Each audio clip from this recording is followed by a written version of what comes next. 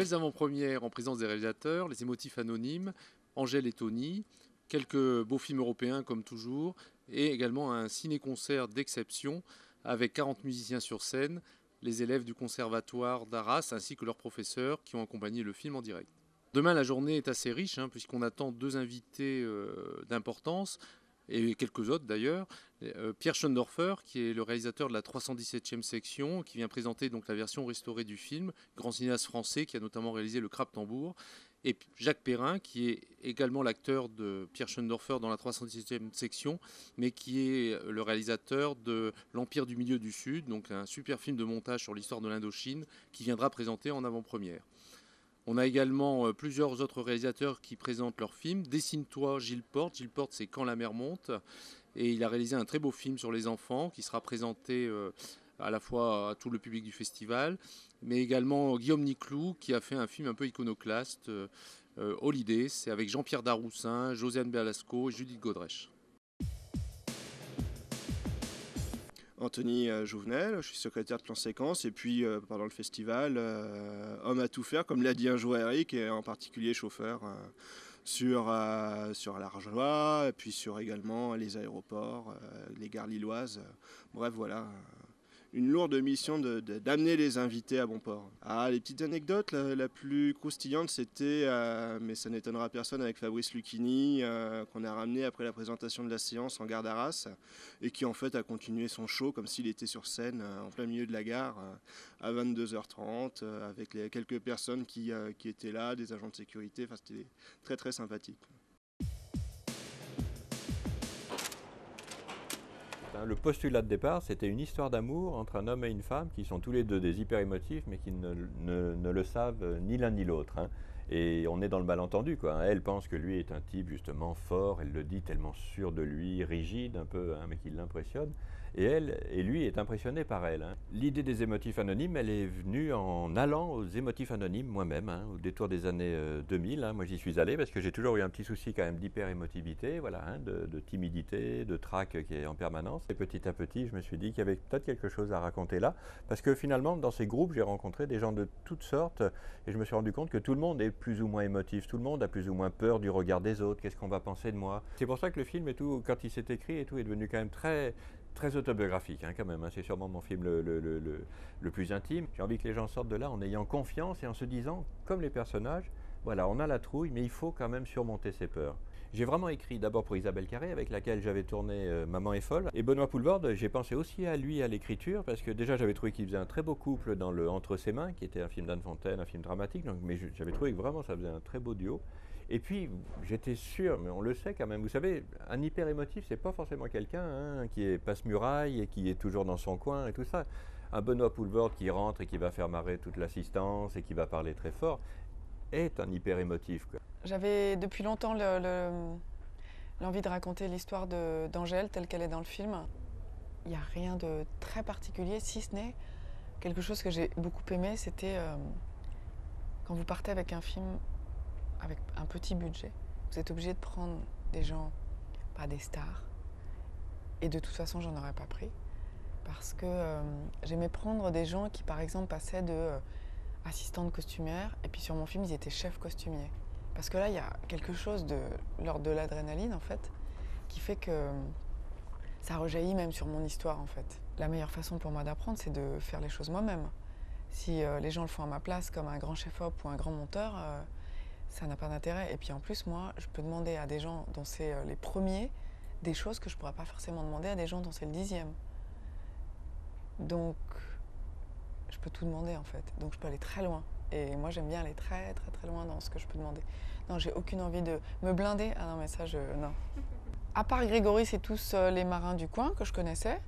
Ça crée quelque chose de très fort. C'est-à-dire que quand vous démarrez une scène par un plan d'une femme qui vend du poisson, qui vend réellement du poisson, qui a l'habitude de le faire, et derrière, vous mettez un plan de Clotilde en train de vendre, cette femme avant, elle fait toute la scène et vous l'achetez en fait.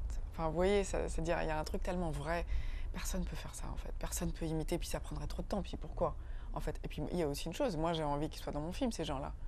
Ça aurait été au départ une évidence de prendre une jeune que personne n'aurait connue, avec une gueule un peu déchirée, parce qu'elle avait fait la prison, etc. Ça, non, en fait, j'en voulais pas. Moi, j'avais envie qu'elle me donne envie de la filmer de tous les plans, et j'avais envie qu'on ait envie de la voir. Et c'était important de donner à voir quelqu'un voilà, que moi, je trouvais belle, et donc dont j'espérais qu'on allait la trouver belle aussi.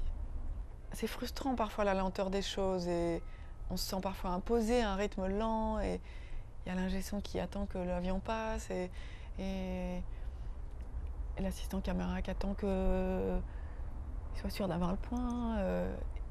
Et moi, parfois, je deviens dingue, en fait, dans cette attente. Donc, dès que je pouvais les emmener dans des trucs un peu rugueux, un peu où ils étaient tous là en train de faire « Ah, attention, mais on n'est pas prêt, mais là », je me régalais. Je me régalais, en fait. Le fait que ça touche autant là, à Venise ou à Deauville, des publics assez différents, bah oui, c'est... Parfois on dit c'est beaucoup de boulot, mais peut-être que voilà, ça valait le coup de bien travailler, quoi. De pas lâcher.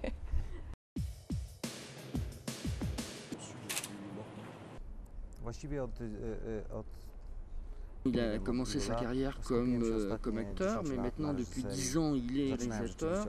Il a moins de propositions en tant qu'acteur, puisqu'il commence à vieillir maintenant. Bon, il aimerait bien quand même jouer certains rôles, il attend des propositions, mais pour l'instant, donc il n'y pense pas vraiment et il fait son travail, son métier de réalisateur.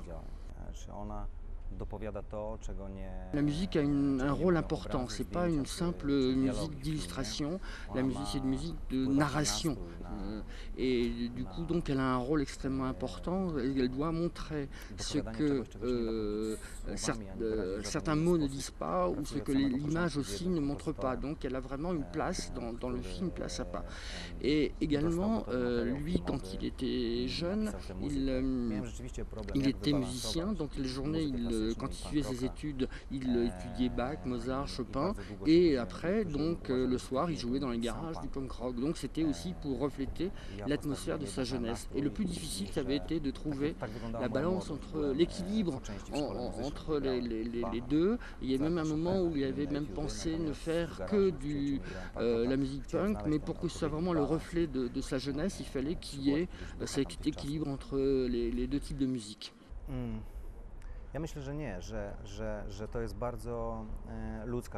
C'est un film extrêmement humain, enfin, il y a beaucoup de sentiments de cet ordre-là, et la preuve c'est que le film a été montré un peu partout à travers le monde, aux États-Unis, dans pratiquement toute l'Europe, jusqu'en Corée, et tout le monde a à peu près eu les mêmes réactions.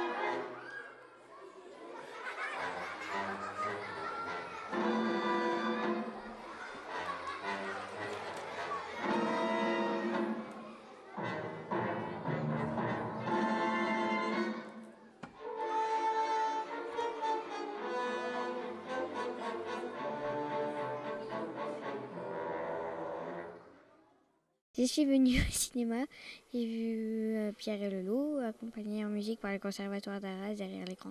On vient de voir un magnifique film d'animation de Susan Templeton qui s'appelle Pierre et le Loup, accompagné par le conservatoire, une partie des élèves du Conservatoire d'Arras et certains enseignants. Le cinéma, ce n'est pas que un festival de couleurs, c'est aussi un festival de sentiments, de sensations. Et je pense qu'avec Pierre et le Loup, ils ont eu à la fois de la peur, de la tristesse et de la joie autour d'une histoire d'amitié. Le cinéma, c'est la joie des yeux et des oreilles. Maintenant, nous allons découvrir donc, les émotifs anonymes. Donc, Jean-Pierre Améris, c'est l'un des cinéastes, on peut dire, précieux dans le cinéma français. Et vous verrez que ce film que vous allez voir ce soir nous tient tout particulièrement à cœur et que vous allez avoir un certain plaisir à découvrir parce qu'il représente un petit peu tout ce que nous on aime dans le cinéma, c'est-à-dire à la fois un film d'auteur, mais également un vrai film populaire. Je me suis senti quand même, c'est vrai, assez libre et tout avec ce film en même temps. Hein. Vraiment, j'ai d'avoir lâché un peu quelque chose comme ça, de très intime, et tout faisait que finalement, oui, ça pouvait chanter, ça pouvait danser, il y avait vraiment quand même une joie en même temps. Je pense, j'espère pour vous un peu de plaisir aussi, mais en tout cas pour moi, il y avait quand même quelque chose de libérateur. Je pense que dans la grande comédie, c'est toujours sur le fil du drame, hein, en fait. Hein. C'est toujours ce paradoxe du comédien, mais c'est souvent justement des grands émotifs. Quand on pense Philippe Noiret, tout ça, la première fois qu'il voit son premier film, La Pointe courte d'Agnès Varda, mais il est parti vomir, quoi. Hein. Il s'est juré de ne plus jamais regarder ses films, quoi. Benoît Poelvoorde ne regarde pas non plus ces films-là, il a regardé vaguement quelques scènes, mais il peut pas, ces gens-là ne peuvent pas se voir, ne se supportent pas, ne sont pas dans le narcissisme, parfois dans l'exhibitionnisme, mais pas dans le narcissisme, et très souvent sont des grands timides, c'est ce grand paradoxe.